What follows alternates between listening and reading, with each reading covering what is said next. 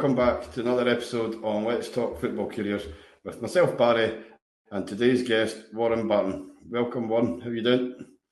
I'm very well, Barry. Thanks for having me on. I've been looking forward to this. I know we had to cancel it once because I got a bad cold, but thanks for getting me on. There's a lot going about, I think. There's been a lot of different wee colds and whatnot. But I'm just going to do a little bit of housekeeping just before we get started, Warren. So I'd like to give a special mention to my podcast sponsor. Kingdom Coatings are a award-winning, industry-leading roof and wall coatings company who have also partnered with STV to improve homes across the nation with experience for over a decade of experience. So if you want a wee safe pair of hands, give them a message through the website or click the link in the description. So running over, we'll just start right back at the start. As a summary, you've had 6 different clubs you've played for. You've got 3 England caps, 2 FA Cup runners-up medals, and then a total runner-up medal, and over 500 competitive matches spread over 26 years. So if we could just ask you to just start at the very start, Warren, you were born in Stoke, and I believe you briefly joined Dagenham. Is that correct? Yeah, I was born in a place called Stoke Newington, which is in the borough of Islington. So I was actually born about a mile from the old Highbury Stadium, where my brother used to play football over the park. So I was an Arsenal fan growing up, which then led into playing Sunday football, which then allowed me to get picked up into academy football at the time. And I was at Arsenal as a young schoolboy and at Watford with Graham Taylor when he was there. Football's all I know. I was lucky enough to play, as I said, at that level, but then Watford let me go. Said I was too small. Said I wasn't going to make. Said I wasn't going to make it. I was too small. I ended up going to my local team. Where at that time, when I was living on the east side of London, called Leyton Orient. Learned under a coach called Pat Holland, who was an ex-West Ham player, who took me under his wing, and I had 2 great years there. And Frank Clark, the old Newcastle legend and Nottingham Forest manager and player, was in charge of Leyton Orient, and went there as an apprentice. At the time, I show my age, Barry. It was the YTS, where it's £27.50 a week to work for them, which I did for 2 years. Learnt my trade there, but unfortunately, again, was told too small by Frank that I was never going to make it. Played lower league football, which I think we'll talk about a little bit more with Dagenham and Redbridge, which was probably the best thing I ever did. You know, I was at that time I'd grown a bit. I was 5'2", but still very, very skinny. I walk into a changing room with non-league players that was plumbers, builders, policemen, people that was jack of all trades. And if you didn't defend well, you didn't score a goal, they definitely let you know about it. So I learnt very quickly about the game, about winning and losing. And that's, I think, a big part, Barry, through my career. As you said, I come runners up in the FA Cup twice in the Premier League as well. Got to semi-finals, quarter-finals of cup competition. But that spirit of never giving up and digging on in there was part that kept me going right away through. You know, for someone at 13, 16, told you too small. At that time, I wanted to play for my country. I wanted to play in an FA Cup final, and I was able to do that. You know, I'm very, very fortunate, and I loved every moment of it. But Dagenham and Redbridge was great. It was local to me near where I lived. Great characters, you know, people like Terry Hurlock, who played at Millwall and played for up in Scotland for Rangers. He come through that club as well. So I had a little bit of a conveyor belt. And that set my opportunity to go and play professional football. You know, yes, non-league at that time was paying good money, but I wanted to be a pro. I've been told twice I wasn't good enough, and I wanted to prove people wrong. And I had the opportunity at Maidstone. And I believe you also had a part-time job though as a mailman at an accountancy firm. Is that right? Yeah, you've been doing your homework, my friend. Good man. Yeah. So when I was doing non-league football, when I was playing non-league football, I had to get a job, and I'd done a couple of salvaging jobs, which was, you know, collecting all the rubbish from places that have been caught on fire or flooded or whatever. But then I went up market. I went up to Arthur Anderson's, which was a chartered accountant company in London, It sounds very sophisticated and very posh, but I was actually working in the mail room with my very, very good friend and school friend, Robert Nichols, who I'm still friends with now. We used to just take the mail to the secretary. So it wasn't as glamorous as it seemed, but I did do a few articles. But it still keeps you grounded, I think, yeah? Yeah, no, it definitely did. There was, as I said, a lot of secretaries there, which was always fun for a young fella walking around, giving their letters to them and their mail to them. But it was definitely kept me grounded. And then I had to jump on a motorbike, a little Honda 50cc across East London, which was probably raining at that time, and jump off my bike, get in my football kit, and then do 2 hours training. But as I said, there was people that was plumbers, builders.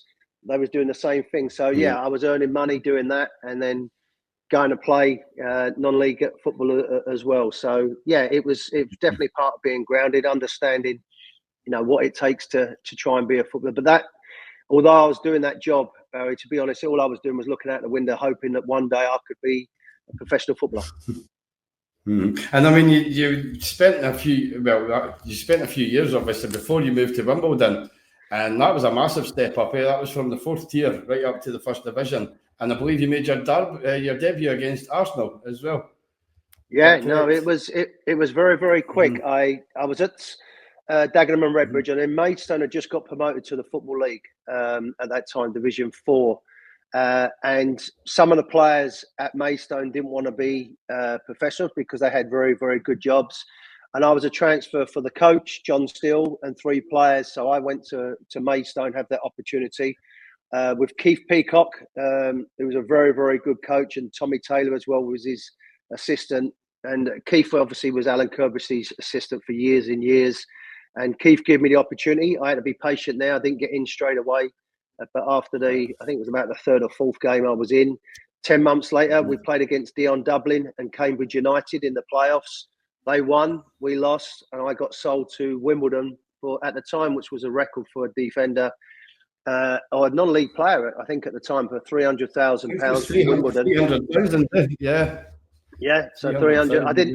I didn't see a penny of that. That all went to Maidstone, so I didn't see any of that. Yeah. I went to Wimbledon. At that time, Dennis Wise had gone off to Chelsea, so I'd come into that area of trying to be another Wimbledon player, that the conveyor belt. And I think that club Wimbledon suited me perfectly because it still had that non-league mentality, the crazy gang of coming through the ranks, sticking together, being grounded, not getting carried away. People like Vinnie Jones and John Fashanu, they're being our leaders, and we sticking together. It was us against everybody else. And my 5 years at Wimbledon was brilliant. I went there as a kid and I left there as a man. And I owe a lot to that football club, and it's great that they're doing well. And we used to stick together. I remember my first time we played against Everton at Plough Lane. And the first game, as you rightly said, was against Arsenal, which was quite ironic, being my boyhood club. Played against them. But the big memory for me was like about the 3rd or 4th game against Everton. There was a bit of a scuffle in midfield, and I've gone to break it up, and Fasher's come along and just virtually nearly broke my arm and pushed me against the rest of them. And then as we walked in at half time, he threw me against the wall and just said, "Don't ever do that again. It's always us against them. Don't ever stop it." And that sort of the penny dropped to say, that's how we survived. It was never going to be maybe the footballing, because the great Liverpool team there with Ronnie Wheeland and Rushy and people like that were still playing and dominating football. Obviously George Graham's team was doing well with Arsenal, and we had to compete. And in my time, we never finished below half in the Premier League. So great football club, great that they're doing back in the Football League again. And great times. We couldn't get away with it now, Barry, but we did what we had to do to win games. So that was part of it. No. Yeah, definitely. I mean, you mentioned Vinnie Jones there. I mean, but there's other characters in there as well. You've got Hans Seggers, John Scales, and a future guest coming on in March as well, Laurie Sanchez as well. All just really strong, good teammates. Yeah, I think that was probably like you say, the right strongest sort of team unit. I mean, from what I believe as well, Wimbledon also had the smallest ground, the smallest budget. The smallest of its attendances because of that as well, But they well punched above their weight. I mean, I think you got the highest finish in their history. It was 6th one season. That was the year the Premiership really kicked in. Yeah, that was, as I said, and Sanch was a big part of that, and wish him well when he comes in there, because he was good to me when I went to the club. He was very quiet, but obviously he'd scored the winning goal in the FA Cup final, which was a great moment for him. But he was always the sensible one you could have a conversation with. The rest of us was a raving loony party, but Sanch was always, if you wanted to go forward, we have good. Like Terry Gibson was there when I first went there, and I got on really well with Terry. And remember, I'm a young kid, and they're doing well. So him and Sanch was good people to have a sensible conversation with. And then Mick Hartford come in as well, and he was very much about being a really good professional. Played at the highest level. Fash was his own enigma and did what he wanted to do, and Vinny was his own. But like you said, we had Scales. We've had Keith Curl was there, Terry Phelan was there. Top players that had gone on and had, very good careers. And I was the next one of that conveyor belt. And a big part of that was obviously Ray Hartford when I was there, being part of that. But, that group that we had, and we still kept that crazy gang spirit, but then we started to develop a little bit into a team that could play as well. And I remember Sir Alex Ferguson probably give us the best compliment. We played them on quite ironic. It was on a Tuesday night. It was on TV, and Cantona scored. He had the yellow and green top, chest volleyed and scored. And we couldn't compete with them.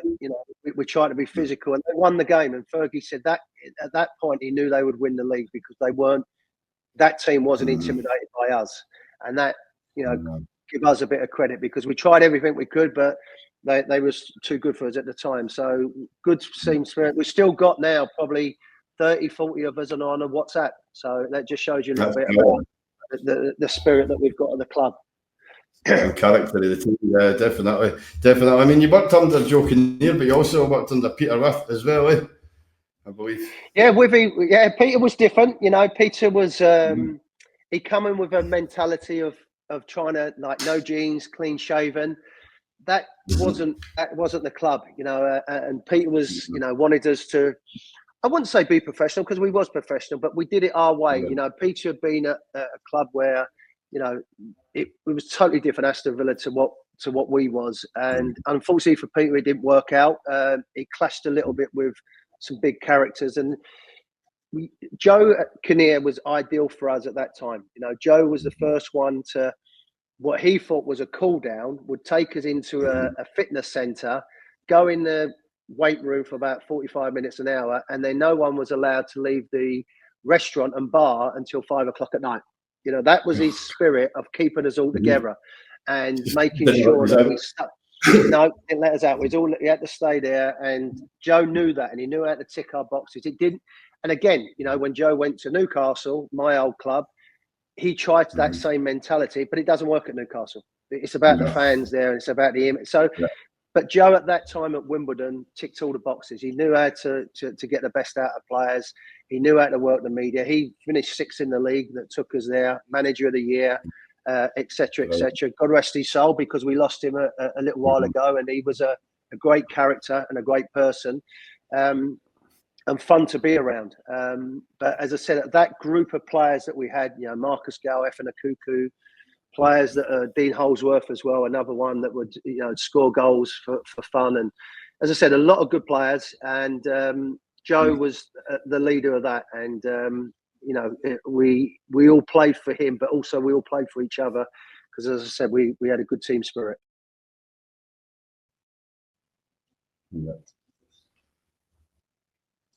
Yeah, I think that's a perfect example. I mean, in all due respect, there was other teams around the Premier League that have got more glamorous players than yourselves, but it was that team spirit, like you say, that just carried you on. And there's a lot to be said for that as well. The team spirit, it's something that you can't really buy. Yeah, no, I mean, it's it seems a little bit lost in translation in the modern game now. It's all got to be about flair and tactics, but that team spirit. I mean, Newcastle with Eddie Howe, they have that a little bit now. That togetherness. Joe Linton is like the enforcer, and everybody's around him. So that's a big part of that togetherness and spirit. Listen, bro, we used to Coventry, Southampton, Norwich, teams like that. We would beat them in the tunnel. Fash would come out. He'd pick out one of their players. They didn't fancy it then. They'd think, not today. And we're thinking, okay, well, if we do that, there's X amount of points. When we play the big boys at home, we've got a chance, and we might even go away. We've gone to Man United and won 1-0. We've gone to Anfield and drew 1-1. So gone to Arsenal and beat them. And they're the bonus points. Yeah, and they're the bonus points to go with that. So, you know, we would do what we needed to do, and that's part of that togetherness and spirit. And you know, you look at Brentford. You know, Brentford. I'm not saying that they do the physical side, but they play a certain way, a certain style of football, and it works for them, and that's great. Yeah, they're all playing above themselves. You know, your Bournemouth, your Brighton and Hove Albion, teams like that, all with the same sort of size of ground and such like as what you were at Wimbledon. But it's like you say, it's a team spirit, eh? But I'm just looking here. There was a game right in your last season, and I think this was the season that the Premier League really, when all the money started coming into it. I mean, your life's about to change in the space of just like 10 years, eh? You know, with getting personal, the wages, you know, having an agent, things like that, it all changed as your career was going on, eh? But you played in a game against Newcastle. You had an assist and missed a penalty. Can you remember the game I'm talking about? It was 3-2. Yeah, no, I can. It was a classic game, very Newcastle game, if you like. And Mick Hartford was brilliant in that game, and Kevin Keegan spoke about him afterwards. And I got took down by Pavel Srnicek, and I wanted to get up and take it. And I was just a little bit of a rush to do it. I went to the right, and he saved it. But I've got to be careful what I say. But fortunate enough, Wimbledon won because I was playing. But it didn't help Newcastle at the time. But I think there was glimpses there that Kevin had shown interested, and up in the border, Scotland, Celtic had looked out for me, Man City, Everton. There was a few other teams that had been. I'd already spoke to David Dean at Arsenal, and then Kevin Keegan. And obviously, we played in that game, and I'd had a decent game. He'd been looking as well in Sheffield Wednesday. So I met Kevin, and you know, he just said, "Come and join a big club." And you know, for me, meeting him, being around someone like Kevin Keegan, seeing what they was doing, playing up there at St James's Park with their fans. It was a no-brainer, Barry, because it was a perfect club for me that wanted to attack, that wanted to play good football, and I loved it. You know, virtually 7, nearly 8 years up there, so I loved it. Yeah, and I mean, it was a £4 million transfer. I mean, it makes you wonder what that would have been in today's market. I mean, you were the highest British defender at the time that you moved. £4 million you moved for, eh? Yeah, no. How much do you think you'd be worth nowadays? But probably about the same, Barry. About 4 million. That would have been about it. But no, you know, I'll go with at that. the time, yeah. But you know, at the time, I was, you know, in the England squad with Terry Venables. We was all getting ready for the Euro '96 that was coming along. '95 was obviously a big season for England, getting ready for that. I was playing well. There was a lot of speculation, and you know, again, going back to when you're 13 and 16, you're not good enough. Then to go and break the record for a defender, I was really, you know, honoured by it and humbled by it. And you know, for Kevin to do that and to spend that type of money was, you know, a magnificent achievement for myself to do that. And you know, money's what. Especially when you were good enough, eh? Yeah, told, yeah. And, you know, Andy Cole had just gone for 7 million. You know, Stan Collymore then was 8 million. And then it all started snowballing. And you find out who your friends are. Then all of a sudden you start going into the big time a little bit and going along. But, you know, hopefully it didn't change me. But the best thing, Barry, that happened to me is that I went to Newcastle as a record player for 4 million. And big Les Ferdinand, Les, come in 2 days later for 6 million. So that wiped away any of the pressure that I had on my my shoulders coming. So Les took that away within 2 days. But yeah, a big honour to go up there and be with Newcastle, and you know, yeah, brilliant time, fantastic times. I spoke to Lee Clark a few months ago, and he seemed to reckon that he'd be worth about 40 million in today's transfer market. He thought he was worth 40 million back then, so probably the same with Nash. He probably did. He probably worth 40 million. Is that? I would have been worth about 30 then. If he's 40, I'm 30. I'll be happy with that. We say 41, and I'll send them the cut one to the video. Exactly. Yeah. 41 and 50 pence. Be a bit more than him, but yeah, it's, you know, the way the market's gone. There's a slight delay between what I say, but you've been in America and we've been in the UK. Yeah, no, we still keep in contact. You know, you notice in the wee delay? There's a slight delay. Yeah. There's a little delay, but it's fine. It's fine with me. Cool. Perfect. So you still keep in contact, you were saying with Lee as well, yeah? See on the WhatsApp? Yeah, no, there is, and I'm still with Les and people like that, social media. I've seen him go along, and it's great that his son's doing well, you know, playing abroad as well. So yeah, Clarkey, again, you know, that move from Wimbledon to Newcastle was probably a perfect move in the sense of how Newcastle was, because, you know, you're isolated in Newcastle. You know, it's a one-team city. There's no distractions. It's just about the football club and everything else. And, you know, people like Lee, Clark, Steve Watson, Steve Howie, Robbie Elliott was good people. They'd come through the ranks. They kept you grounded. Peter Beardsley was there, who was one of my friends, I'd like to say, and colleague at England. I got on really well with him. Rob Lee as well. John Beresford was brilliant. Pavel Cernacek.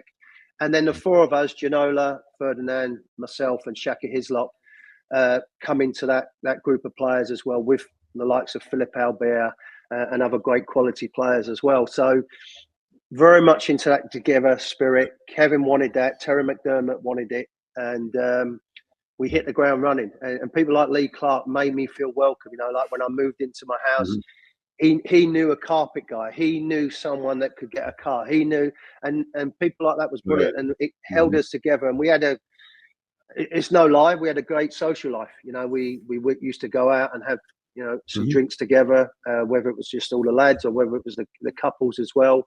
And that carried on throughout my career when I was there. The likes of when Gary Speed, Shay Given started coming to the club. That continued, that spirit and togetherness kept going to the good times with Sir Bobby Robson as well.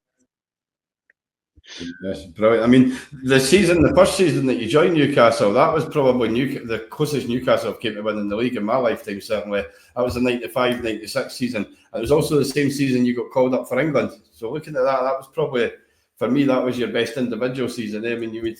If it's tired and seen better days, don't replace it. Reach out to Kingdom Coatings, the roof protection specialists. Our specialist roof coating has helped thousands of homeowners across Scotland protect their roofs by providing resistance to adverse weather and helping to extend the lifespan of tiles. And with our 10-year peace of mind guarantee, we know protecting your home is important. It's your kingdom after all. Contact the experts today for a free no obligation quote. And remember, prevention can be the best cure. In the same season. Yeah, that was, you know, a great time for me. As I said, things was going well with England. I'd actually got my first one with Wimbledon that was then abandoned with the trouble with in the Republic. Was that Wimbledon against Ireland? Yeah. So the first one was that one. But to get picked for England, to be in the setup, and then obviously get your big move to Newcastle, and then the style of football that was playing, the grandad colours, the kit that we had, the fan base. You know, in the end, we 3 caps for England as well, in the same season.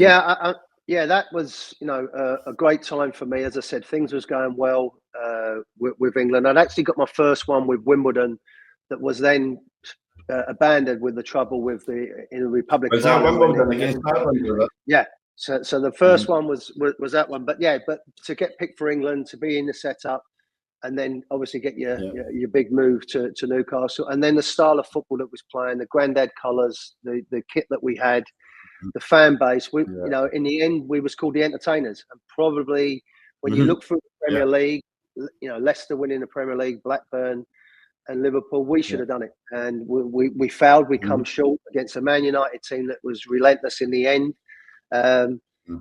In hindsight, Barry, you maybe look back and tactically, could we have done things different? But Kevin Keegan was never going to do anything else and win it his way. A bit what Pep Guardiola is. He's only going to win it playing a certain style of football, and we come short, you know. But we called the Entertainers. We was all box office, you know. If you remember, we was always on a Sunday or a Monday night football. United would play on a Saturday and beat Southampton. Then they would get their feet up, and then it would be over to us, and then we would play. And they just kept on grinding away. And then we had a patch where we lost at West Ham, lost at Nottingham Forest, and drew at Leeds. And that really, you know, made it difficult for us. But for me, it was a game against Man United at home where we lost against Cantona. We'd absolutely killed them at home, and Smyke had made save after save against Les, and we'd hit the post. hindsight, as I said, is a great word. At half-time, instead of it being don't get beat, keep what we've got. You show them how good you are, but make sure we don't get beat. KK's information was go out again and prove it again, and we got caught on the sucker punch, counter-attack, ball at the far post, he volleys it in. Then just the whole air out the stadium come out, and then that's when the doubt starts kicking in, a little bit of lacking in confidence.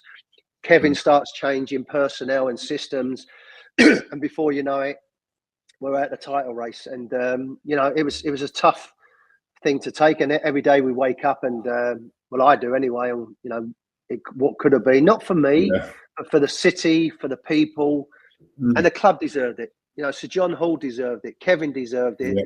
And unfortunately, as players, we come short, and we fell. So, you know, we never give up. You know, trying, but we just couldn't quite get over the line. Yeah, you've got to look at it. I mean, I get everybody in that dressing room gave 100%, and Lee Clark was saying the exact same thing. He says, "There's never a day goes by that it doesn't just trigger me." He says, "I don't let it bother me." He says, "But you always think I could have been in that selected group." You know, that, like you said, even like Blackburn won it, Leicester won it, but apart from that, it generally was sort of, there was always 6 teams that were in about it, and you felt obviously you could have been part of that, but that is what it is. I mean, you were playing for England at the time. Can I ask, what was it like getting your England call up? How do you find out about that? And who was it that called you up? Yeah. So Terry Venables. I'll go way back. So quite ironic how things work out in your life, Barry. Is that at Watford, it wasn't actually Graham Taylor was the manager there. Graham didn't let me go when I was a kid at 13. It was actually another guy called Tom Wally, but Graham Taylor was the manager. But when I was at Wimbledon, I got picked up for the England B team by Graham Taylor, who was the coach. So he got me my first cap, if you like, but it was a B cap for England. So that's how that was in 1991. But then I got my England call up was under Terry Venables, and at the time, which it doesn't happen now, but we'd be training, and Joe would come out with a piece of paper. It was Joe Kinnear, and it'd be a fax that had come through that Warren Barton had been selected for the international call-up. Traditional Wimbledon way, I'd be stripped and thrown in the puddle and pushed around. But it was, you get information by a fax, and then by that time, at lunchtime, the media would be there, the written press, and you do some interviews and go forward. So you'd actually get informed by your coach. There'd be an email a fax that would come through. As I said, the Wimbledon lads would make you feel welcome, keep you grounded. And the same thing at Newcastle. You know, you get the call, you've had an England call up, you've got to meet down, here's the information.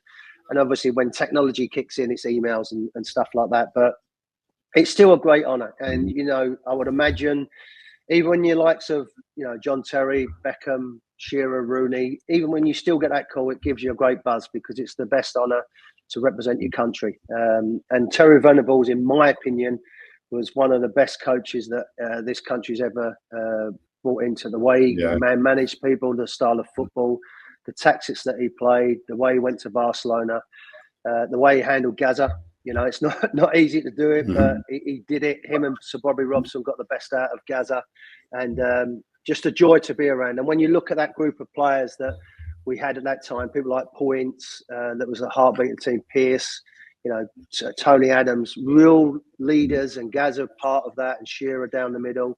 You know, you couldn't help but learn off of them players and be around them and just have that awe of them as well. And people like Points was great to me when I first got in the England setup, because I was a Wimbledon player and it had never been done before. Fash was the last one to do it. And I'd come in, and him and Ian Wright was brilliant to me. They pulled me to the side. David Platt as well was talking. They was really interested about Wimbledon. Are you lot as crazy as you are, and do you do this? And Points was brilliant to me. He took me under his wing and said, look, you know, you're going to be nervous and everything. This was happened, and just to make you feel a bit comfortable. And David Platt was brilliant as well as a captain. And again, people know Tony Adams, and he very much like the Terry Butcher, you know, that type of captain and leader. Great to be around. But yeah, it's a greatest honour to represent your country. And unfortunately, I only done it, you know, the 3 times. And, you know, Mr. Gary Neville come in and took over. So, you know, he had a great relationship and a top class player as well. But yeah, you know, as said, someone said at 13, you're going to play for England and play in a cup final. I would have took that. So I was happy with that.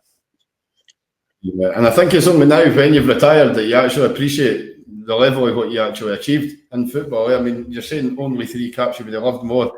But I mean, to even reach that level, it's only must be now that when you're retired that you look back and think, that's just a good career when you see it written down in paper, eh? Yeah, Barry, I never, I always let other people say that. And, when I sit down and think about it, and my sons say that to me sometimes because of how I made my career, because I played non-league, I had to bide my time lower league. I had to earn the right. And I loved every moment of my 18 years of playing. I loved it. And it was the best time of my life doing that. And I never took anything for granted. I was lucky, touch wood, I never got injured, and that's a horrible part of the game. And I am proud. I do sit back and look at it, but I'd rather other people. But I'm also humble enough to know that there was another level. I think you have, players, you have really good Premier League players, which I think I'm a Premier League player. And then you have the international players and stuff like that. So I'll never get too carried away of what, but 600 games playing for my country. I'm okay with that. I'm okay. I would took that. Right. Do you keep a lot of stuff that you got? I mean, sorry, I missed that. No, and I live in California, so I'm not doing too bad. The weather. I know you've done all right. Done all right. I do. There's still little bits. I did funny enough, about 3 or 4 years ago, I got rid of like old programs and stuff like that. Like I used to keep loads of programs. I've got some stuff as well. In my old home, I used to have an office where I had all shirts put up and stuff like that. I've got rid of them, but I have still got, I've still got my losers medals, and I've still got them just as, reminders, maybe for my grandchildren or maybe for my kids and things like that. But, I still do the media. I still do. I mean, it's great that people ask you to do this as well. Which I thoroughly enjoy. It's a big part of it. But I've still got a couple of memorabilias here and there, but nothing to write home about. I ain't got that. I tell me and Lee, I haven't got that Premier League winners medal. If I had that, I'd have it hanging around my neck, I think. They're going to have to bring back the retired soccer sixes that they used to do, so that you can put this to bed. Get Newcastle involved, and I think that's the only way you're going to put it to bed, because I'll live with you forever. You're talking about, 30 years ago nearly. It wouldn't be a pleasant sight, Barry. It wouldn't be a pleasant sight seeing us lot run around now. I've seen Rob Lee and people like that. We did it a few times, so yeah. As Peter Schmeichel once said to me, and I said to Peter, "Why did you retire?" I said to him so early, he said, "Let people remember you as you was, not what you are. So let people think of you as that player." So I think I'd rather leave it at that. I'd rather leave it at that, Barry, rather than humiliate myself trying to get a pair of shorts on. Yeah. Just before we round up with Newcastle, right, would it be all right just to make a wee nod towards Kenny Dalglish and Bobby Robson, please? Just how they were as managers and how you enjoyed working under them and things like that. Kenny was great. Kenny Dalglish was great for me. He'd actually, when I was at Wimbledon before Newcastle come in, he was at Blackburn, and I'd actually, talking about agents then, I first got my agent, and it was a Sunday, and I was watching the Man United game, and he phoned me up and said, "Get in the car, we're going up to Blackburn. Kenny wants to sign you." So I was like, wow, there's been speculation. So getting my bags together, and then all of a sudden the phone goes again. "Oh, don't worry. There was me and Robbie Earl going together, and they said, "Oh, they don't want to lose both of you, so the deal's off." So okay, fine. So then Kenny comes to Newcastle and puts me straight back in the team. I'd lost my spot a little bit under Kevin at the end of it, and he come in, and Kenny Dalglish was great. Is that Steve Watson? Yes, me and Steve Watson got took your place, eh? Yeah, just at the end of the campaign, and then Kenny had come in and said, right, he actually played me midfield a little bit as well, because I think there'd been a few players that had left. So Kenny had played me in midfield, and as a man manager, he was brilliant with me. Media, obviously, up there, you have to be quite transparent, but Kenny was never great with media. He didn't want to tell them too much and things like that. But as looking after us, the only thing with Kenny was he protected us too much, where he should have let us dealt with some of the things. But that was Kenny's way. And as a football man, as a human being, one of the best people to ever be around. Such a great guy to be around, his family and everybody else involved. But he is still a true gentleman now. He's still got a wicked sense of humour, and how he is. He loves his golf and everything else. But can't speak highly enough of him. It was just very difficult because you're following KK, and they wanted the KK style of football, but that wasn't. And then you bring Sir Bobby in after Ruud Gullit. And Sir Bobby, for me, was the whole package, media-wise, tactics-wise, man management-wise, fan-wise, even as a person, how he treated people, whether it was security guards in the car park or whether it was meeting the Queen. He treated everybody the same. He was such a gentleman, and how he was and how he conducted himself. I learned so much as a person and the game about him. He always said to me, like, do your badges. Learn a bit more, go and watch this, go and do this. And I was like a sponge. Everything he said I took on board, and as I said, he made me one of his blue chip players, and he was just a joy to be around. And so from that part of coaching, and I think that's what we miss in the game now. We've got a lot of coaches that just coach. Them two can do the whole lot, like them and him and Ken. There's not too many that have the personality as well. I think when we see coaches now, they're all about the tactics and that. Them two in particular, we know Kenny, what he did at Liverpool and what he did at Celtic, and how he was, and obviously what Sir Bobby had done was greats of the game. And that I don't say that lightly. So Alex Ferguson is there, Pep's there, but Sir Bobby Robson and Dalglish and people like that, they're legends of the game, and you can't help but learn so much off of people like that, because they want to give it. They want to give information. They want to give knowledge. They want to give back to people. So it's brilliant. As I said, great to be around them type of people. And I think that's the key to staying to playing at the top level, as well as constantly want to learn all the time. Never been happy that you've reached where you need to. You're always want to learn, always want to learn. Was Bobby the best manager you worked under? Yeah, by far. I would say by far, because that's no disrespect to the other managers that I had. As I spoke earlier of Terry Venables and Ray Hartford and Kenny Dalglish, but to do what Bobby did, and I asked him the question. I said, "Why? When you went abroad, you never really took anyone with you. You never really took, like you hear now, like everyone's got like 8 staff that go with them."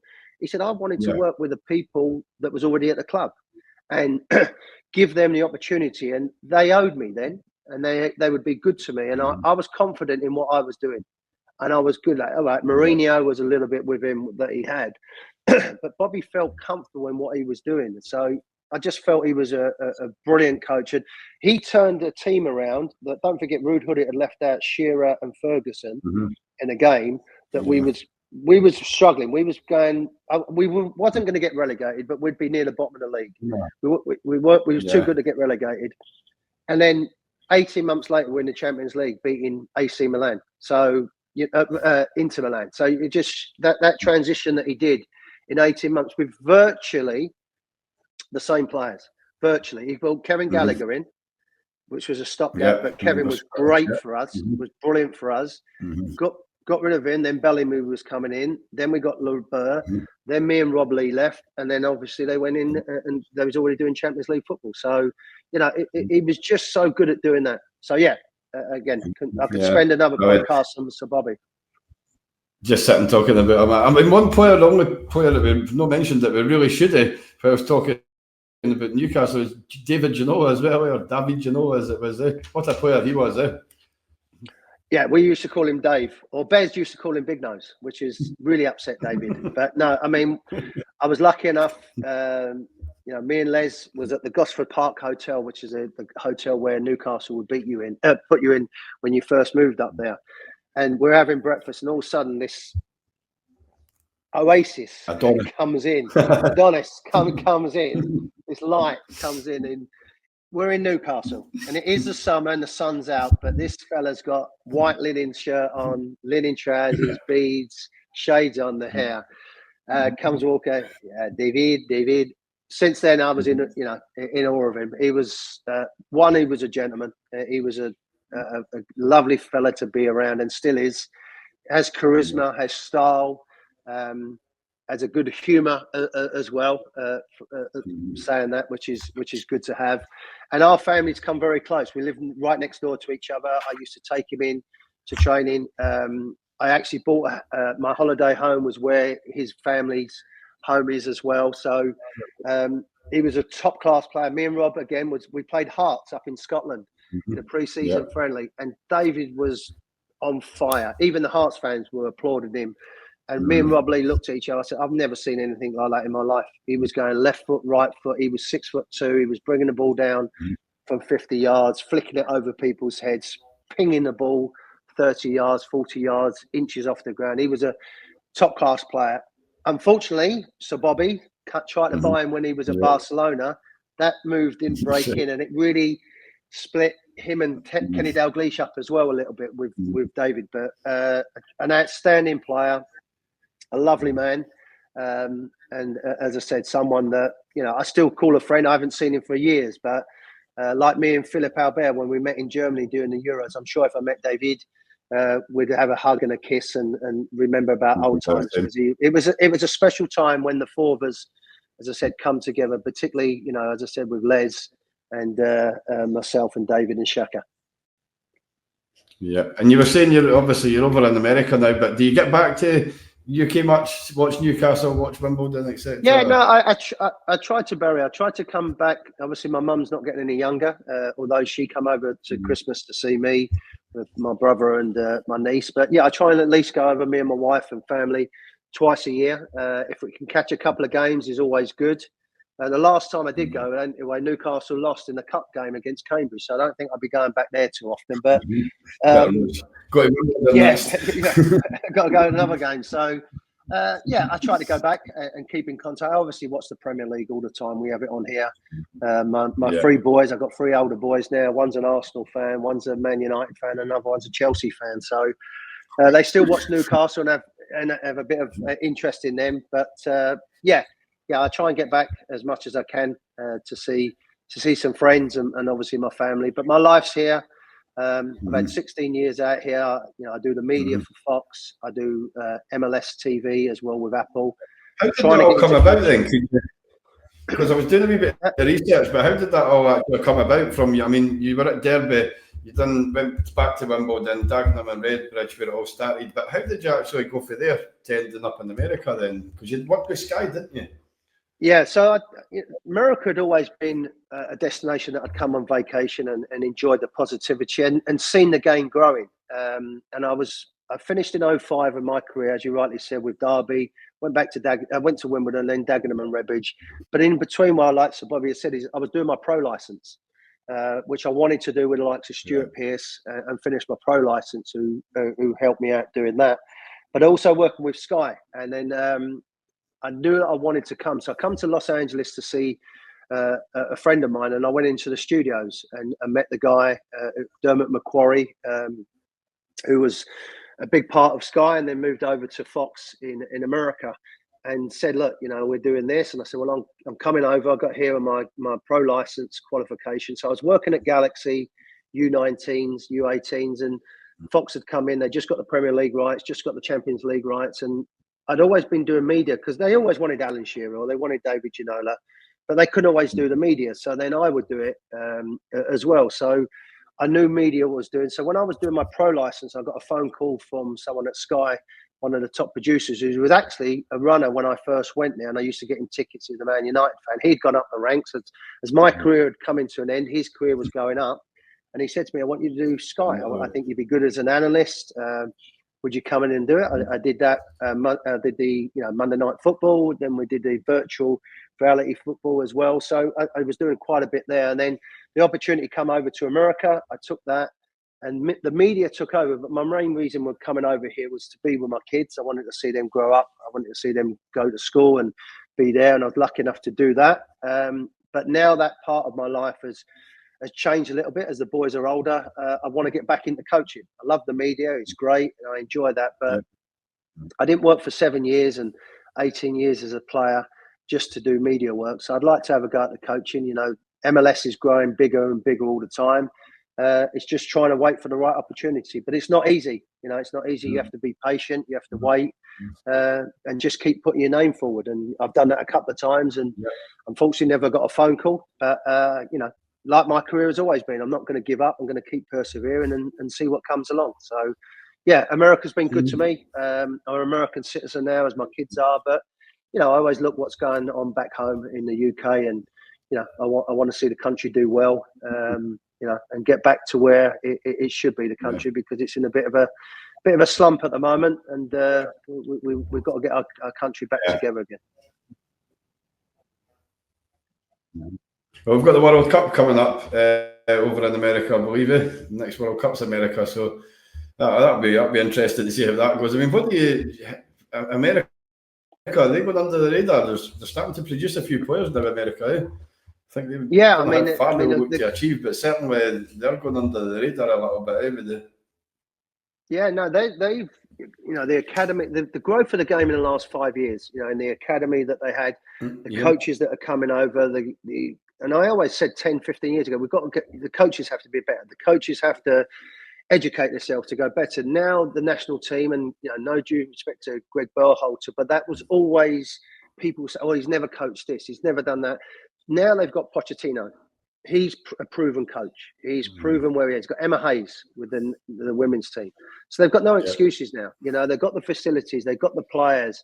It's now putting it together with the federation and the players themselves. So the players have through Greg, I think, through Greg Berhalter under the bus a little bit, because now also these players now all of a sudden want to learn from Poch. They should have had that responsibilities. I think we're too quick to just say it's the coaches, but the game is growing. The World Cup, as you said, is coming over. I'm lucky enough I'm going to be part of that with Fox, because it's part of their deal to be doing that. The game it's going to be the best spectacle that you're ever going to see. You know, it's going to be, you know, in Mexico, in Canada, in here. It's going to be vast. It's going to be exciting. It's going to be interesting, and it's going to be a bit scary, because flying across countries, time zones, here and everywhere. You don't want to miss a flight. The heat, the humidity. So there's a lot of things that could go wrong. But it's one thing. It's going to be a show, and it's going to be fun. And if the US can get their act together, I still think it's difficult to say they're going to win it. But you've seen in the past where teams can get to quarterfinals, semi-finals. We've seen teams do that. And, you know, we've been saying a long time that, you know, the game is growing. Well, this could be the climax of where it is, particularly on the men's side. The women have won it 5 times. So they've proved how valuable that is. The women have done it year after year. So it's not down to them. It's them, you know, now for the men's side that they have to prove that they're good enough to compete at the highest level, which they are. They've, you know, from their teams that they've had in the past. So, you know, when you've had players playing the Premier League, whether it's Dempsey, McBride, Friedel, you know, all these players that have played, you know, great careers, you know, they've proven that, and they've got obviously some talented players now as well. And I think a very, very good coach. And I thought Greg was a good coach, but the players didn't respect him. And that's, once you lose that as a coach, you've got no chance. Yeah, 100%. But now, listen, Warren, I'm going to round up here, because you've given me like over 45 minutes here time, and it's been absolutely fantastic. I hope you've enjoyed it, and the viewers enjoy it as much as I've enjoyed it. It's been fantastic. So, are you got anything else you'd like to add before we end it? Are you quite content? As I said, no, Barry, it's a pleasure. As I said, it's something that, you know, through COVID, I think we got doing these podcasts and links with people, and we hit up with social media, you know, and coming to meet you and talk about the past and the future and the present. It is great. You know, it's great for players. We talk about it as ex-players, you know, sometimes we feel a little bit forgotten and stuff like that, but you know, it keeps us young. It keeps us believing, and you know, we love the game. We love talking about it. Some of us talk sense, some of us don't. So you can make your mind up who's who. But I've enjoyed it, Barry. And as I said, I wish you well with everything going forward.